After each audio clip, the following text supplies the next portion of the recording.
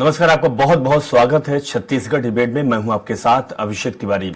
पिछले कुछ सालों में दर्जनों कांग्रेसी नेताओं ने पार्टी छोड़कर भाजपा का दामन थामा है, जिनमें कई पूर्व मंत्री, केंद्रीय मंत्री और पूर्व मुख्यमंत्री भी शामिल हैं। ये सिलसिला अभी भी लगातार जारी है। लोकसभा चुनाव से पहले कांग्रेस के कई दिग्गज नेताओं के पार्टी छोड़ने और बीजेपी में शामिल होने की खबरें सियासी गलियारों में खूब गूंज रही है। मध्य प्रदेश के पूर्व सीएम कमलनाथ का बीजेपी में शामिल होने का अटकलें जो है काफी तेज है इन दिनों। ऐसे में छत्तीसगढ़ के पूर्व सीएम और पीसीसी चीफ के बयान ने प्रदेश में हलचल मचा दी है। उनका कहना है कि कांग्रेस नेताओं को भाजपा में शामिल होने के लिए फोन आ रहे हैं। कई आरोप हैं कांग्रेस की तरफ से। रिपोर्ट देखिए। 2023 के विधानसभा चुनाव में कांग्रेस पार्टी को भाजपा के हाथों करारी हार का सामना करना पड़ा है। इस हार के सदमे से लगता है पार्टी अब तक उबर नहीं पाई। 90 सीटों वाली विधानसभा में वर्तमान में कांग्रेस के 35 विधायक हैं। इनमें से अधिकांश ऐसे हैं जो पहली बार चुनाव जीतकर आने वाले नए चेहरे हैं। पार्टी को डर हो सकता है कि कुछ नए तथा कुछ पुराने विधायक और भाजपा के चक्कर में आए तो पार्टी के लिए फजीहत हो सकती है। इधर पूर्व सीएम भूपेश बघेल और पीसीसी चीफ दीपक बैज का कहना है कि कांग्रेस के विधायकों और पीसीसी के नेताओं से फोन पर संपर्क किया जा रहा है। लोकसभा टिकट और मंत्री पद देने की बात कह रही है। पूर्व सीएम भूपेश बघेल का कहना है कि भाजपा 2024 इलेक्शन को लेकर डरी सहमी हुई है। बिहार, उत्तर प्रदेश, महाराष्ट्र की घटनाएं इस बात की ओर संकेत देती हैं। भाजपा 2024 चुनाव में भाजपा हारने वाली है, इस कारण से तोड़फोड़ कर रहे हैं। खुद पर भरोसा नहीं इन्हें। ये स्पष्ट हुआ है अगर विधायक टूटे तो लोकसभा चुनाव पर असर होगा। मुझे भी उस दिन विधानसभा में एक विधायक ने बताया कि उनके पास भी उनसे मुलाकात की, उसे लोकसभा देने की और उसके बाद उसके सरकार बनी तो फिर मंत्री बनाएंगे। इस प्रकार की बातें लगातार चल रही है और इसका अर्थ ये है कि भारतीय जनता पार्टी डरी सहमी हुई है 2024 के इलेक्शन को लेकर। और यही कारण है कि चाहे वो बिहार की घटनाक्रम हो, चाहे उत्तर प्रदेश घटना हो, चाहे महाराष्ट्र की घटना हो, ये सारी घटनाएं इस बात की ओर संकेत कर रहे हैं और चीख के कर रहे हैं कि भारतीय जनता पार्टी 2024 के चुनाव में हारने वाली है। वहीं कांग्रेस के प्रदेश अध्यक्ष दीपक बैज का कहना है कि कांग्रेस के जिन नेता और कार्यकर्ताओं पर केस है, उन पर दबाव बनाकर पार्टी में शामिल करने का प्रयास कर रही है। चाहे केंद्र हो या फिर राज्य, कांग्रेस कार्यकर्ताओं को लालच देकर सरकार में एडजस्ट करने का काम कर रही है। देखिए, भारतीय जनता पार्टी 2-3 तरह से काम कर रही है। नंबर 1, जिसके ऊपर अगर केस है तो उसको दबाव बनाकर पार्टी में शामिल करने का प्रयास कर रही है। और दूसरी चीज, चाहे राज्य की बात हो या केंद्र की बात हो, हमारे कार्यकर्ताओं को लालच देकर, लालच देने का काम, पद देने का काम, सरकार में एडजस्ट करने का काम। अगर कहा जाए छत्तीसगढ़ की बात, छत्तीसगढ़ में ऐसे कोई पीसीसी पदाधिकारी नहीं बचाओ जिनके पास फोन नहीं गया है। सभी पीसीसी पदाधिकारी, सभी नेताओं के पास फोन गया, बेशर्मी से फोन गया है। और ये सभी मंत्रियों के ऑफिस से, जहां तक छत्तीसगढ़ के प्रभारी ओम माथुर के ऑफिस से फोन गया है कि आप हमारे भारतीय जनता पार्टी में आ जाइए, हम आपको निगम मंडल में एडजस्ट करेंगे, अगर चाहे आप तो एडवांस में लिखित रूप से ले लीजिए। वहीं कांग्रेस के नेताओं को संपर्क कर रही है। बीजेपी वाले सवाल पर डिप्टी सीएम अरुण साव ने कहा कि कांग्रेस के नेता डरे हुए हैं, बीजेपी को ऐसा करने की आवश्यकता नहीं है। जनता प्रधानमंत्री मोदी के साथ मजबूती से खड़ी है। बीजेपी को किसी अन्य दल के नेता से बात करने की जरूरत नहीं है। अनावश्यक रूप से बयानबाजी करने की कोशिश हो रही है।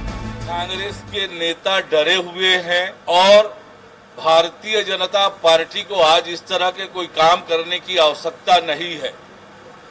जिस प्रकार से आज न केवल देश और प्रदेश की जनता नरेंद्र मोदी जी के साथ मजबूती से खड़ी है, भारतीय जनता पार्टी को किसी अन्य दल के विधायकों से न बात करने की आवश्यकता है, न बात कर रहे हैं।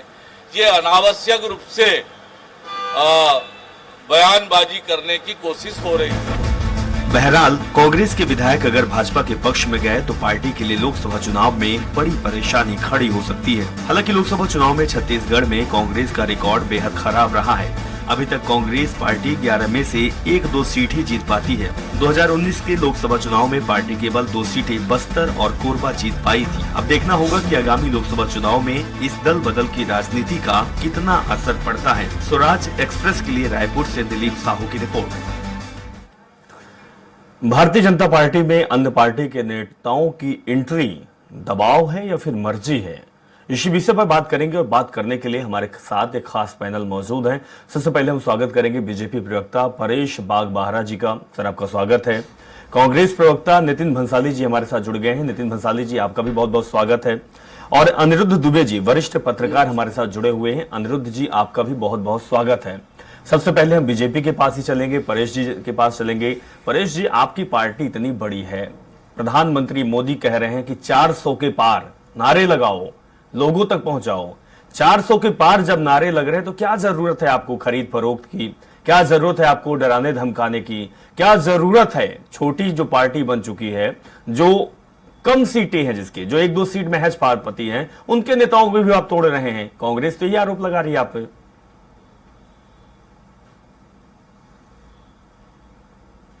देखिए, आपसी भाईचारा, सबका साथ, सबका विकास, सबका विश्वास, सबका प्रयास से ओतप्रोत जो भारत है, उसमें नफरत की फ्रेंचाइजी बांटते हुए दुकान की माननीय राहुल गांधी जी न्याय यात्रा में निकले हैं। उनकी न्याय यात्रा के जाने के बाद ही अभी कांग्रेस वालों ने उटपटांग आरोप लगाया है। अगर ये कहते हैं कि इनके पास फोन आ रहे हैं, इनसे लोग मिल रहे हैं, तो उसका प्रूफ दिखाए ना। ये खुद ही डरे हुए हैं, ये खुद भयाक्रांत हैं, क्योंकि ये अभी तक हताशा से बाहर नहीं निकल पाए हैं, जिस प्रकार से विधानसभा चुनाव में इनकी हार हुई है। और ये जो बोलते हैं कि लोगों को लालच दे रहे हैं, जबकि इन लोगों ने 2.5 साल के मामले में एमएलएज लोगों को दुनिया भर का लालच दिया, दुनिया भर के उल्टे सीधे उनको इधर उधर किया, दुनिया भर के यहाँ घोटाले किए, पैसे वसूल किए, उसके माध्यम से 5 साल तक लगातार यहाँ पर वो मुख्यमंत्री बने रहे। तो इसलिए इस प्रकार की बातें जो कि ये खुद ही करते रहे हैं, तो इस प्रकार का वो बेमतलब का आरोप लगा रहे हैं। और हमारी पार्टी को किसी को जबरदस्ती लालच दे करके ये करके लाने की जरूरत नहीं है, क्योंकि जो 10 साल का कार्यकाल है माननीय नरेंद्र मोदी जी का, वो हिंदुस्तान को इतना मजबूत बना चुका है। आज हमारा देश जो है 5वें नंबर की सबसे मजबूत इकोनॉमी वाला देश हो गया है। आज 25 करोड़ लोग गरीबी रेखा से ऊपर आ गए हैं। और यहाँ पर उज्ज्वला योजना हो, चाहे किसान न्याय योजना हो, सम्मान निधि योजना हो, ये सब इस प्रकार के जो आपके प्रधानमंत्री आवास योजना हो, ये सारी इतनी अच्छी अच्छी योजनाएं हैं कि उसके कारण से पूरा देश जो है, और उसके बाद जो अभी 500 साल के बाद जो भव्य राम मंदिर का यहाँ पर निर्माण हुआ है, जो आने वाले 1000 साल तक यहाँ राम राज की स्थापना कर दिया है, उस प्रकार की जो स्थिति बनी है, उसके कारण से पूरे सनातनी एक जगह एक छत के नीचे आकर के भारतीय संविधान के अनुसार भारतीय जनता पार्टी को 303 जो पिछले बार सीट पाई थी, उसके जगह 370 पार करने का जो हमारा नारा है, वो सिर्फ नारा नहीं है, बल्कि उसके पीछे की गई मेहनत है, उसके पीछे रात दिन जग करके जो सेवा की गई है, वो सब चीज है। उसके कारण हम कह रहे हैं कि 370 पार और एनडीए का 400 से ज्यादा पार। नहीं, यही तो नितिन जी और नितिन जी की पार्टी भी ये कह रही कि जब परेश जी, जब भारतीय जनता पार्टी ने इतना काम की है, इतनी सारी योजनाएं आपने गिनाई है, प्रधानमंत्री ने 10 साल में इतना कुछ किया है, आपकी सरकार जहां जहां रही वहां काम की है, तो फिर क्या जरूरत पड़ी है कि तोड़ जोड़ किया जाए, डराया धमका जाए, ईडी आईटी का हवाला दिया जाए? कांग्रेस भी तो यही कहती है कि जो हमारे नेता है रहने दीजिए, आपकी पार्टी, आपका जनाधार तो बहुत बड़ा है, विश्व की सबसे बड़ी पार्टी बन चुकी है, तो करने की जरूरत थोड़ी पड़ती है। नितिन जी, क्या वाकई आपके पास फोन कॉल आए हैं? क्या आप लोगों को डर है? क्योंकि आपके पार्टी के नेता तो डरे हुए हैं, या आपके नेता ही बोल रहे हैं, तो डर किस बात का? अगर कांग्रेस पार्टी के मजबूत सिपाही हैं, मजबूत कार्यकर्ता हैं और दमखम के साथ काम करते हैं पार्टी के साथ, उनका जुड़ाव भी है, विचारधारा भी है, तो फिर डर किस बात का? क्यों छोड़ रहे हैं पार्टी? कमी किसकी है?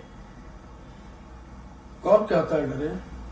नहीं, कौन कहता है डर रहे? ये शब्द का उपयोग आप कर रहे हैं। अरे हम उन गोरों से नहीं डरे जो आजादी की लड़ाई लड़ी हमने, और जिन गोरों को हमने इस देश से विदा किया कांग्रेस पार्टी ने, वो डरने वाली पार्टी नहीं है। ये पहली बात तो, ये आप एंकर है अभिषेक भाई जी, आप इस बात को ना बोलिएगा, मेरी रिक्वेस्ट है। नहीं, दूसरी आप, बात आपके ये पार्टी के नेता, आपके ये प्रदेश के कहते हैं अध्यक्ष कि बोल रहे हैं कि डराने हमारी धमकाने का आइडियोलॉजी काम है, कर रहे हैं। और माफी चाहता हूं नितिन जी, बहुत सारे जो नेता कांग्रेस पार्टी के डराने हैं, धमकाने वो का छोड़ काम चुके कर रहे हैं। वो बीजेपी में क्यों जा रहे हैं? बता रहा हूं मैं आपको। अब मुझे मैं एक बहुत ही सामान्य उदाहरण देता जी, हूं। बिल्कुल, छगन भुजबल जो कि उप मुख्यमंत्री थे महाराष्ट्र सरकार में, ठीक है, उनके ऊपर जो था अभिषेक जी 14 मार्च 2016 को 870 करोड़ रुपए के भ्रष्टाचार का आरोप लगा और ईडी ने इसी तारीख में इनको अरेस्ट किया। इसके बाद आप देखिए वाकया, 2 जुलाई 2023 को भुजबल ने बीजेपी ज्वाइन कर ली। बीजेपी में ज्वाइन करके वो कैबिनेट मिनिस्टर हो गए और 11 दिसंबर 2023 को ईडी ने छगन भुजबल के खिलाफ दायर याचिका कोर्ट से वापस ले ली। इसको क्या समझेंगे आप? आदर्श हाउसिंग सोसाइटी घोटाला, इसके प्रमुख, घोटाले के प्रमुख बार बार नरेंद्र मोदी और अमित भाई शाह ने महाराष्ट्र के चुनावों में आकर हर मंच से ये बात कही कि ये आदर्श घोटाला हुआ। उसके आरोपी कौन? अशोक चौहान। उनको तुरंत बीजेपी में प्रवेश कराकर राज्यसभा सदस्य बना दिया। एकनाथ शिंदे, अजीत पवार, हेमंत बिस्व शर्मा, यूं गिनने बैठूंगा तो हजारों उदाहरण है। 2014 से 2022 तक 211 विधायक और सांसदों ने भारतीय जनता पार्टी में प्रवेश किया है। ये एक लोकतंत्र की हत्या ही है। मैं तो ये भी कहूंगा नितिन जी, यही सवाल आपसे था, और ज्यादा जो आपने 200 के आंकड़े बताए, जिस प्रकार ईडी, 200 के आंकड़े जो आप बता रहे हैं, वो आपके पार्टी के भी नेता शामिल हैं, तो किस वजह से गए? क्या विचारधारा अचानक परिवर्तित हो गई कि बीजेपी का हाथ पकड़ लिया उन्होंने? सभी पार्टियों के नेता शामिल हैं, सभी पार्टियों के, बिल्कुल सभी पार्टियों के। देखिए, हाथ पकड़ लिया, ये उनकी स्वेच्छा है। ये खरीद फिरोख्त में लग गए, बाजार लगा दिया है। आप एक चीज ध्यान रखिएगा, ये बीजेपी के ऊपर एक लाइन याद आती है कि बुलंदी देर तक किसी शख्स के हिस्से में नहीं रहती, बहुत ऊंची इमारत जो है वो हमेशा खतरे में रहती है। तो ये जो एक घमंड और एक अहंकार में जो ये लगातार जी रहे हैं और जिस प्रकार ये देश में माहौल बना रहे हैं, मैं निश्चित तौर पर कहता हूं ये हार की कगार पर है। ये किस अमृतकाल की बात करते हैं? मैं बार बार सुन रहा हूं अमृतकाल आ गया, अमृतकाल आ गया। देश की संख्या 140 करोड़ और 80 करोड़ लोगों को आज भी आप 5 किलो अनाज देकर उन्हें भूखा नहीं सोने दे रहे हो, ये बात कह रहे हो, तो ये कौन सा अमृतकाल हुआ? स्वामीनाथन जी और चौधरी चरणजीत सिंह जी को आप अभी भारत रत्न दे रहे हो, पर स्वामीनाथन जी ने जो अनुशंसा की थी किसानों के समर्थन मूल्य के विषय में, उस पर आप कोई फैसला नहीं कर रहे हो। सिर्फ आपको ये समझ में आ रहा है कि आप चुनाव हार रहे हो, इसलिए आप भारत रत्न दे रहे हो। आप अन्य दलों के लोगों को बहला फुसलाकर, डराकर, धमकाकर, एन कैन प्रकरण किसी भी प्रकार अपनी पार्टी में लाकर हमारे गठबंधन को भी तोड़ने का प्रयास कर रहे हो। जिस नीतीश कुमार को बिहार में पानी पी पी कर मोदी जी और शाह जी ने मंचों से अनाप शनाप बातें कही राजनीतिक रूप से, वो नीतीश कुमार वापस इनकी पार्टी में आ गए, गले मिल लिए, सारी बातें खत्म हो गई। इनको सत्ता चाहिए और सत्ता प्राप्ति के लिए ये किसी भी आप तो दाव भी लगड़े घोड़े के ऊपर लगाते हैं। जो घोड़ा किसी पे भरोसा नहीं है, कभी इधर कभी उधर कभी कहीं, उस पर आप दाव लगा देते हैं। नीतीश कुमार का तो इतिहास भी यही रहा है कि जहां आग लगती है वहां तापने पहुंच जाते हैं। बच्चे भी जानने लगे हैं। तो ऐसे लोगों को तो आप साथ करते हैं ना साहब, आजकल ऐसे लोगों को आप साथ करते हैं, अपने गठबंधन में लेते हैं, पूरा भरोसा जताते हैं। उस समय साथ किया जब ऐसी उम्मीद नहीं थी, ऐसी उम्मीद नहीं थी अभिषेक भाई, जी। गलती हो गई। ऐसी उम्मीद नहीं थी जी कि ये व्यक्ति ऐसा करेंगे, इस प्रकार पाला पलटेंगे। ठीक है, आगे और ठोक बजाकर सोच समझ कर निर्णय लेंगे। लेकिन हर बार नितिन जी ठीक बोल रहे हैं आप कि ऐसी उम्मीद नहीं थी, वाकई धोखे वाली बात हो गई। लेकिन ठोक बजाया पहले नहीं जाता है, बाद में रोया जाता है, ऐसा ही हमेशा होता है। अनिरुद्ध जी आपके पास आएंगे। अनिरुद्ध जी, क्या लगता है कि जिस तरीके से कांग्रेस पार्टी आरोप लगा रही है कि एन केन प्रकारेण साम दाम दंड भेद सारी जो चीजें हैं वो बीजेपी अपना रही है, और जिस तरीके से कांग्रेस पार्टी के बड़े बड़े नेताओं का ये बयान आया है कि दिल्ली से फोन आ रहा है, अमित शाह जी के दफ्तर से फोन आ रहा है, छत्तीसगढ़ के बड़े नेताओं के दफ्तर से फोन आ रहा है कि आप हमारी पार्टी में शामिल हो जाएं, क्या वाकई आपको लगता है कि भारतीय जनता पार्टी ऐसा कर रही होगी, या फिर चुनाव जीतने के लिए कुछ भी हो सकता है?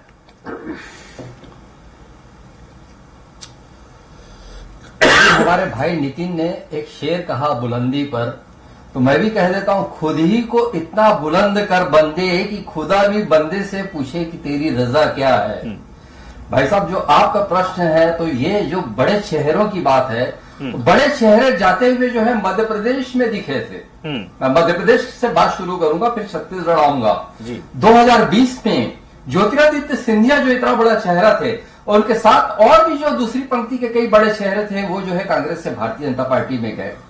और आज की तारीख में और अभी इस क्षण तक की ये चर्चा है कि कमलनाथ जी भारतीय जनता पार्टी में जा सकते हैं। लेकिन जहां तक मैं छत्तीसगढ़ की बात करता हूं, तो मैं 2018 से लेके अभी तक की स्थिति, 18 का चुनाव विधानसभा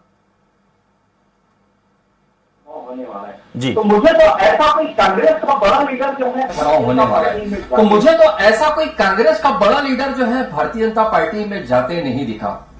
लेकिन आज थोड़ा सा अभी दीपक बैज जी की मैं बाइट देख रहा था, जो प्रदेश कांग्रेस अध्यक्ष है, तो थोड़ा सा मुझे अचरज हुआ। उन्होंने कहा कि बड़ी बेशर्मी से फोन किया जा रहा है संगठन के लोगों को, और ये फोन जो है ओम माथुर जी के दफ्तर से आ रहा है। तो भैया, आजकल तो जो है कॉल बड़े अच्छे से आप रिकॉर्ड कर सकते हो, कॉल रिकॉर्डिंग की सुविधा है, और राजनीति में अधिकतम लोग जो है कॉल रिकॉर्ड करते हैं, मीडिया में भी करते हैं, लेकिन मीडिया से भी बहुत आगे जो है राजनीति से जुड़े हुए लोग हैं।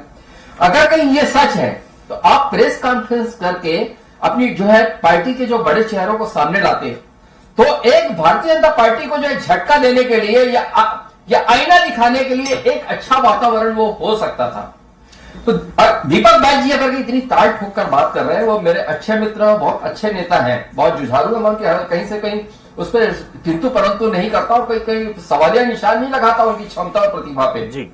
लेकिन बात बहुत बड़ी है, जो उन्होंने कहा कि बड़ी बेशर्मी से फोन आ रहे हैं संगठन के लोगों के पास, और वो फोन ओम माथुर जी के दफ्तर से आ रहे हैं। तो सीधे सीधे आप जो चुनाव का समय है, अगर कहीं ये सच है तो उसको सामने लाइए, मीडिया के सामने लाइए, इससे आपका वजूद बढ़ेगा। तो बात देखिए, अगर कहीं ऐसा, तो बात राजनीति में केवल बात का जो है दांव नहीं चलता, राजनीति में काम का दांव चलता है। तो अगर कहीं है तो कांग्रेस को बड़ा निर्णय लेते हुए उस सारी चीजों को उजागर करना चाहिए, अभिषेक जी। लेकिन सर, आपने बहुत बार देखा है कि जिस तरीके से दिल्ली की घटना देखी, हमने झारखंड की भी देखी, सीएम, मतलब इतिहास में पहली बार हुआ कि सीएम रहते हुए कोई जेल चला गया, उसके बाद उन 2-4 दिन गायब भी थे, सुराग भी नहीं मिला, उसके बाद फिर सीधे जेल पहुंच जाते हैं। अरविंद केजरीवाल के साथ भी यही घटना देखे हैं। अब जो कमलनाथ फहरिस्त में है, हो सकता है कि बड़ा व्यापार है, बड़े व्यापारी हैं, उनके साथ भी कुछ ऐसी घटना हो जाए, इसीलिए वो डर रहे हैं। परेश जी, आपसे समझना चाहूंगा, कांग्रेस पार्टी आरोप तो लगाती है कि ईडी, आईटी और सीबीआई, ये जो सरकारी एजेंसियां हैं, इसका फायदा बीजेपी भरपूर लेती है। बहुत सारे नाम भी गिनाए हुए हैं कि जो दूसरे दल के नेता हैं, वो करप्शन में उनका नाम था, लेकिन अचानक बीजेपी में शामिल हो जाते हैं और वो बड़े पद में पहुंच जाते हैं।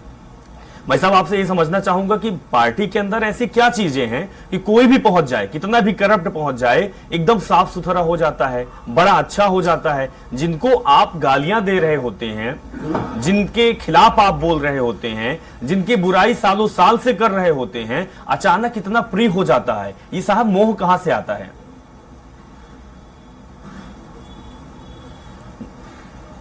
देखिए, ऐसा है कि ये एक जुमला जैसा उपयोग करती है कांग्रेस बोलने में। अगर मान लो कोई व्यक्ति करप्ट है और वो उसको ईडी छोड़ देती है, तो आप तो सुप्रीम कोर्ट में फिर से पिटीशन दायर कर सकते हैं उनके खिलाफ। अगर आपको लगता है कि वो करप्ट है, आप क्यों उसको छोड़ देते हैं, क्यों मान जाते हैं? तो मुझे बोलने दीजिए, मुझे बोलने, मेरे बारे में मुझे बोलने दीजिए, मुझे बोल रहे हैं, आपसे निवेदन कर रहा हूं। तो देखिए, अगर मान लो वो करप्ट है, तो आप जाइए, पिटीशन लगाइए, आपका सुप्रीम कोर्ट खुला हुआ है, जाइए। अभी सुप्रीम कोर्ट ने जो है इलेक्शन बॉन्ड जो है उन्होंने उसको कैंसिल कर दिया। अगर कहीं पर भी कोई बात आपको गलत लगती है आप जाके बोल सकते हैं। फिर आखिरकार अभी आपके छत्तीसगढ़ में देखिए, चाहे शराब घोटाला का मामला हो, चाहे कोयला घोटाला का मामला हो, चाहे चावल घोटाला का मामला हो, ये सारे घोटाले में अभी आपके कई नेता और कई अफसर जेल के अंदर बंद हैं। 1 साल से उनकी जमानत नहीं हो रही है और आप भ्रष्टाचार की बात कर रहे हैं कि भ्रष्टाचारी लोगों का हम जीरो टॉलरेंस की राजनीति करते हैं। किसी भी भ्रष्टाचारी को, चाहे वो मुख्यमंत्री हो, उसको नहीं छोड़ा जाएगा। उसको किसी भी हालत में, चाहे कोई कितना भी बड़ा आदमी हो, उसको नहीं छोड़ा जाएगा। यहां फोन से जो है बैंक फाइनेंस नहीं होते हैं, करोड़ों रुपए का पूरा खजाना खाली कर दिया। बैंक करप्सी कोड यहां पर लाना पड़ा, कितने करोड़ रुपए लोगों को फाइनेंस किया और वो लोग सब पैसे लेकर के भाग गए। ये कांग्रेस के यूपीए के दूसरे टर्म में सारी चीजें हुई हैं और ये लोग इस प्रकार की बातें करते हैं। एक प्रजातंत्र में हर व्यक्ति को यह अधिकार है कि अपने मन से अपने दल का निर्णय ले कि उसको किस दल में रहना है। वो किसी पार्टी का बंधुआ मजदूर नहीं है। अगर उसको लगता है कि ये पार्टी परिवारवादी पार्टी है, सिर्फ परिवार के लोगों को आगे बढ़ाती है, ये भारतीय जनता पार्टी जैसे पार्टी नहीं है जो एक चाय वाले को उठा करके प्रधानमंत्री बना देती है। परेश जी, आप कहां की बातें कहां पहुंचा दी? अभी तक तो आप कहते थे कि परिवारवादी उसको उठा करके एमएलए की टिकट दे देती है। कांग्रेस का राष्ट्रीय अध्यक्ष भी परिवार के नहीं है। और अगर बीजेपी की बात की जाए तो बीजेपी में बहुत सारे नाम हैं जो परिवारवाद चल रहा है। राजनाथ सिंह के लड़के हैं, अमित शाह जी के लड़के हैं और बहुत सारे, पीयूष गोयल जी हैं, बहुत सारे बड़े बड़े नाम हैं जिनके बाप दादा भी पार्टी में थे और लड़के भी पार्टी में हैं। तो फहरिस्त आपके पार्टी में भी है। नितिन जी, आपसे सवाल ले लेते हैं। नितिन जी, जिस तरीके से बात आप बीजेपी पार्टी में कहा जाए, परेश जी लेकिन लगातार राष्ट्रीय जवाब दीजिएगा। लेकिन नितिन जी, कुछ नाम आपके जहन में है क्या जिनमें इन 10 सालों में, जहां पे आप बोल रहे हैं कि सरकारी एजेंसियों का डर दिखाया जाता है, तो क्या बीजेपी पार्टी के कुछ नेताओं के ऊपर भी ऐसी गाज गिरी है जहां पर आईटी की रेड पड़ी हो, ईडी की रेड पड़ी हो, सीबीआई जांच की गई हो? कुछ ऐसे नाम आपके जहन में है तो बीजेपी को बता दीजिए, जिनका नाम करप्शन से जुड़ा हुआ हो, जो पैसा गलत तरीके से अर्जित किए हो, लेकिन पार्टी उनकी है, सरकार उनकी है, तो अभी कुछ भी दबाव नहीं डाला जा रहा है, ना तो जांच हो रही है। नितिन जी। अभिषेक भाई जी, इन 10 सालों में भाजपा के खिलाफ तो कोई किसी नेता के क्या किसी कार्यकर्ता के खिलाफ कोई भ्रष्टाचार का मामला दर्ज नहीं हुआ। और जो भ्रष्टाचारी थे उनको ईडी आईटी, जिनके ऊपर करोड़ों रुपए के भ्रष्टाचार के मामले दर्ज थे, उनको अपनी पार्टी में लेके उनको क्लीन कर दिया, वॉशिंग मशीन में धो दिया। अभी कुछ बैंक के बारे में बोल रहे थे तो भैया ये कहते हैं कि राम आए हैं, राम तो आए हैं, राम तो सब जगह आए नहीं, राम तो थे, कड़ कड़ में रोम रोम में राम है। राम आए थे तो भैया काम करो ना, नीरव मोदी, मेहुल चौकसी, विजय माल्या, उनको भी ले आओ। अगर आप राम को ला सकते हो तो इनको क्यों नहीं ला सकते? ले आइए उनको। वो एक लाइन है ना कि बैंक लूट कर नीरव भागा, सोता चौकीदार है, कुछ भी पूछो एक ही उत्तर, नेहरू जिम्मेदार है। मतलब ये 10 साल से सरकार चला रहे हो, जहां इनसे बात होगी महंगाई की, बेरोजगारी की, किसी भी विषय में, तो सारे मुद्दों को छोड़कर ये बोले कि 70 साल में उन्होंने ये किया, नेहरू जी ने ये किया। अरे आज 70 साल में ही जो स्कूल बने, जो अस्पताल बने, जो टीके बने, ये वैक्सीनेशन की भी बात करते हैं, परेश भाई के यहाँ पे भी एक निशान होगा, ये कांग्रेस सरकार की ही देन है जो टीका बनाया था। आज जो ये सीधे चल रहे हैं भारतीय जनता पार्टी के सारे नेता, ये पोलियो का टीका यदि कांग्रेस की सरकार के समय नहीं बना होता तो आज ये सब टेढ़े मेढ़े चल रहे होते।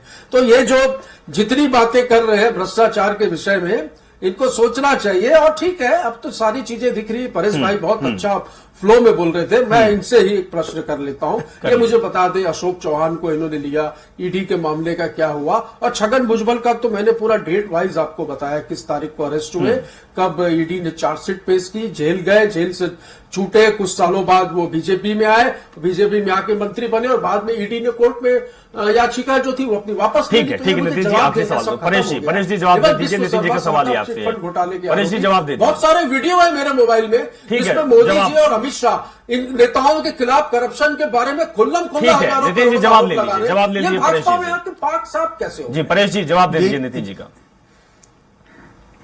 देखिए ऐसा है, इन लोग अपने यहाँ के छत्तीसगढ़ के घोटालों को बचाने के लिए वो बड़े बड़े वकील रखते हैं सुप्रीम कोर्ट में, 25-25 लाख रुपए जिनकी फीस है। अगर ईडी ने कोई याचिका अपना पिटीशन वापस ले लिया, आप दोबारा नहीं लगा सकते क्या? ऐसा कोई कानून है क्या कि आप नहीं लगा सकते? आप लगाते क्यों नहीं है? सिर्फ आप आरोप, देखिए फिर मैं आप बीच में बोल रहे हैं भाई साहब, मैं तो आपके बीच में नहीं बोला, नहीं फिर अगर आप बोलेंगे तो मैं भी बोलूंगा। तो मेरा निवेदन ये है कि आप कुछ करने, आपको सिर्फ गलत झूठा आरोप लगाना है। एक चीज और याद दिला देता हूं, एक चीज याद दिला देता हूं सुप्रीम कोर्ट में, क्योंकि चुनाव से पहले आपने कुछ घोषणाएं की थी। हमारे ऑफिस के दफ्तर के जो साथी हैं उनसे बातचीत भी हमारी ऐसी चल रही थी कुछ मुद्दों को लेके। ये बताइए कि आपके यहाँ छत्तीसगढ़ में महादेव ऐप का नाम आया था चुनाव के समय कि बहुत बड़ा इसमें जुआ सट्टा खेला जाता है। तो सर एक ड्रीम 11 चल रहा है एप्लीकेशन, उसमें भी सट्टा खेला जाता है, आपको पता है, आपकी पार्टी को पता है। दूसरी बात है कि आपने कहा था कि शराबबंदी प्रदेश में होगी, या शराबबंदी अब बंद हो गई क्योंकि चुनाव के समय और जब कांग्रेस की सरकार थी तो आप इसको गिना रहे थे। जी देखिए, शराबबंदी हम करेंगे, हमने अपने घोषणा पत्र में नहीं दिया। करेंगे साहब? आपको गलत जानकारी है। हाँ। महादेव सट्टा ऐप जो है वो कांग्रेस के समय में चालू किया गया था। उसमें सरकारी अधिकारी, पुलिस डिपार्टमेंट और सरकार में बैठे हुए कुछ लोग शामिल हैं। आईपीएल आने वाला है, पूरी जांच हो रही है और धीरे धीरे सारी चीजों को इकट्ठा करके। हाँ ठीक है, ड्रीम 11 जो चल रहा है क्या वो सट्टा नहीं है? जी मुझे कुछ कहना है क्या? आप नहीं तो क्या है वो देखिए, सट्टा नहीं है, ड्रीम वो गलत 11 चीजें के नहीं बारे में अगर किसी को लगता है कि इसमें सट्टा है, देखिए क्या है, आप ड्रीम 11 के बारे में कह रहे हैं जी। अब आप ये बताइए ड्रीम 11 में अभी तक कितने रुपए का सट्टा लग गया और कौन पैसा कमा लिया? करोड़ रुपए का सट्टा, आप बताइए कहां से ड्रीम 11 हजारों चल रहा करोड़ है? रुपए का सट्टा लगता है, रोज लगता करवा है। लीजिए ना, आप जांच करवाइए ना, आप जांच बोलिए ना कहां पर चल रहा आपकी है, है, कौन से प्रदेश में चल रहा है? सरकार आपकी है, हिंदुस्तान में चल रहा है, हमारे देश में चल रहा है। सरकार भाई हमारी है तो आप बताइए हमारे हिसाब से क्या? मीडिया थोड़ी हमारे हिसाब से घोषणा कर जो आप ड्रीम 11 की बात कह रहे हैं, ये पहले बार मैं आपसे सुन रहा हूं ड्रीम 11 के बारे में। क्या बात है सर, क्या बात है सर, पहली बार आप सुन रहे हैं। पूरे देश में हजारों करोड़ रुपए का सट्टा है, कंपनियां प्रमोट कर रही है, एडवर्टीजमेंट चल रहा है। अमित शाह के बेटे जी क्रिकेट के अध्यक्ष भी हैं, उनको पता नहीं है कि क्या चल रहा है ड्रीम 11। क्रिकेट के सारे प्लेयर वर्दी में लोगो लगा के रखते हैं, आपको पता नहीं है। वाह साहब क्या बात है, यही होता है कि आप अपने को भी नजर के देखिए, सामने वाले की गलतियां हैं, लेकिन आपके कार्यकाल में भी गलतियां हो रही है, गलती नहीं होनी चाहिए। अगर आप इतना सही कर रहे हैं तो गलती कहीं भी नहीं होनी चाहिए। अनिरुद्ध जी आपसे एक आखिरी सवाल लेता हूं, समय कम है। अनिरुद्ध जी क्या लगता है जिस तरीके का परिवेश और राजनीति है, क्या वाकई डराने? अभी एक मिनट मेरे बोले दीजिए, क्या अगर डराने धमकाने की है? डबल सेंचुरी मारा है उसने, जायसवाल ने डबल सेंचुरी मारा है। आप वैसे ही आप उसी प्रकार आप सेंचुरी मारे हैं। दिक्कत है सवाल मेरे से, तो मेरे को बोलने दीजिए। जी बिल्कुल बिल्कुल अनिरुद्ध जी, मैं महादेव ऐप के संबंध में ही बात रखना चाह रहा था अभिषेक जी। जहां तक कि महादेव ऐप की बात है, अभी विधानसभा में वहां पर जो राजेश मुराद जी जो पूर्व मंत्री रहा, भारतीय जनता पार्टी के वरिष्ठ विधायक है, उन्होंने सदन में बोला कि महादेव ऐप से जो जुड़ी हुई बड़ी मछलियां उनका शिकार करें, छोटी मछलियों को छूने से कुछ नहीं होता। तो उसमें जो है उप मुख्यमंत्री विजय शर्मा जी ने उन्होंने कहा छोटी मछलियां बड़ी मछलियां तो क्या, मगरमच्छ भी नहीं बचेंगे। तो अब बात यही, इंतजार यही रहेगा कि क्या मगरमच्छ जो है लपेटे में आएंगे, इसका इंतजार आपका को भी होगा, बिल्कुल मुझे भी रहेगा, और मेरे अगल जो दो भाई बैठे उनको भी रहेगा। आएगा तो कब आएगा, कितना समय लगेगा? क्या लोकसभा चुनाव के बाद आएगा या अगली कोई फिर से चुनाव होने वाला उससे पहले आ जाएंगे? अभी देखना बेहद दिलचस्प होगा। बहुत बहुत शुक्रिया आप लोग हमारे साथ शामिल हुए। लेकिन जिस तरीके से हमारी संवाद चल रही थी, बातचीत चल रही थी, क्या भारतीय जनता पार्टी में जो नेता जा रहे हैं, क्या वो अपनी मर्जी से जा रहे हैं, क्या विचारधारा से जा रहे हैं, या फिर डर की वजह से जा रहे हैं? क्या कुछ है? हालांकि जिस तरीके की बयानबाजी चल रही है, विपक्ष कह रहा है, तो समझ में यही आता है कि कहीं ना कहीं डर तो है, क्योंकि विचारधारा होती तो पहले होती, अब क्यों? जब इस तरीके का काम होता है जहां पर ईडी, आईटी और सीबीआई का छापे पड़े जाते हैं, उसके बाद अचानक सी विचारधारा बदल जाती है। आपको भी सोचने की, समझने की जरूरत है। फिलहाल इस कार्यक्रम में इतना ही। जुड़े रहें और देखते रहें स्वराज एक्सप्रेस। नमस्कार।